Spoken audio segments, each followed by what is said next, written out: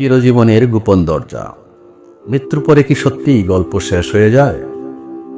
মহাকালের রহস্যময় সফরে মৃত্যু হলো শেষ পাতা নয়, এটি এক নতুন অধ্যায়ের প্রথম লাইন। তুমি যখন শেষ নিঃশ্বাস ফেলো, পৃথিবী থেকে বিদায় নাও, তখন তোমার আত্মা হাঁটতে থাকে এক অদেখা বাগানের পথে, যেখানে সময় নেই, ক্ষয় নেই। এখানে তোমার সমস্ত কর্ম, কথা আর গোপন চিন্তা খুলে যাবে দিনের মতো পরিষ্কার হয়ে। তুমি যা বুনেছ তাই কাটবে। যদি ফুল বুনে থাকো তবে সুবাস পাবে, যদি কাটা বুনে থাকো তবে ব্যথা পাবে। তাই এখনও শ্বাস আছে যতক্ষণ, ভালোবাসা ও সৎকর্মে ভরে তুলো প্রতিটি মুহূর্ত। কারণ শেষ পাতা উল্টালেই চিরন্তন গল্প শুরু হবে। প্রত্যেক প্রাণময় প্রাণ মৃত্যুর স্বাদ গ্রহণ করবে, আর তোমরা কেবল তোমাদের প্রতিদান পাবে কিয়ামতের দিনে। সূরা আলে ইমরান আয়াত 185।